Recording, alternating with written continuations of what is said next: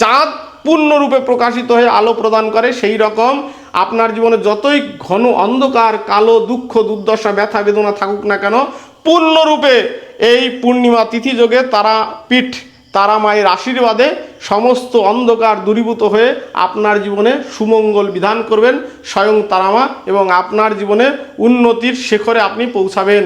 গুরুজি, যাদের মাঙ্গলিক রয়েছে, এই মাঙ্গলিক কাটানো কি সম্ভব?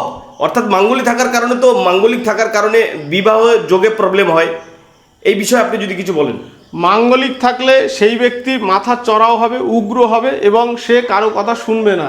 এই রকম অবস্থায় যখন মাঙ্গলিক দুটো মানুষের মধ্যে বিবাহ সুসম্পন্ন হলো, তখন দুজন মানুষ দুই রকম বিচারধারা এবং খাড়া চিন্তা ভাবনার কারণে প্রতিনিয়ত সংসারে বিভিন্ন রকমভাবে অশান্তি থেকেই থাকবে।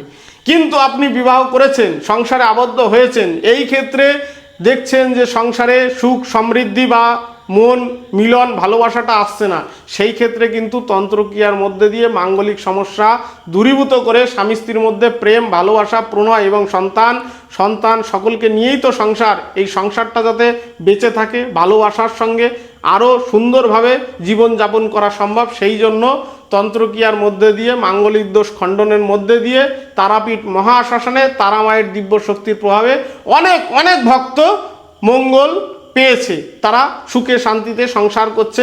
তারা এখনও যোগাযোগ করে এবং বলে যে একটা সময় এই মাঙ্গলিকের কারণে বহু রকমভাবে মানুষজনের কাছে গিয়েছি, জ্যোতিষতান্ত্রিকের কাছে গিয়েছি, সমস্যার সমাধান হচ্ছিল না, আমরা সংসারের মধ্যে একদম এমন একটা জায়গায় রয়েছে, ছাড়াছাড়ির একটা পর্যায়ে চলে এসেছিল এবং প্রতিনিয়ত অশান্তির কারণে একটা জীবন বিষাক্ত জায়গায় এসেছিল।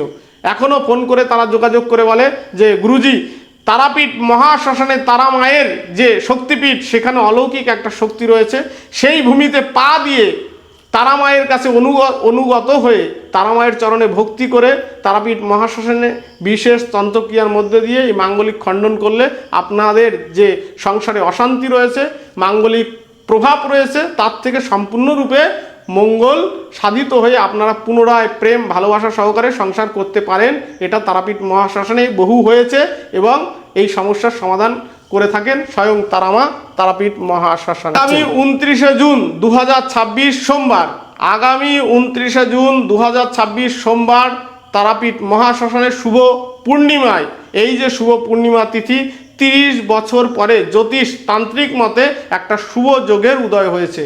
এই যোগে যেই রকম পূর্ণিমায় পূর্ণরূপে প্রকাশিত হয়, চাঁদ পূর্ণরূপে প্রকাশিত হয়ে আলো প্রদান করে, সেই রকম আপনার জীবনে যতই ঘন অন্ধকার, কালো, দুঃখ, দুর্দশা, ব্যথা, বেদনা থাকুক না কেন, পূর্ণরূপে এই পূর্ণিমা তিথি যোগে তারাপীঠ তারা মায়ের আশীর্বাদে সমস্ত অন্ধকার দূরীভূত হয়ে আপনার জীবনে সুমঙ্গল বিধান করবেন স্বয়ং তারামা, এবং আপনার জীবনে উন্নতির শিখরে আপনি পৌঁছাবেন।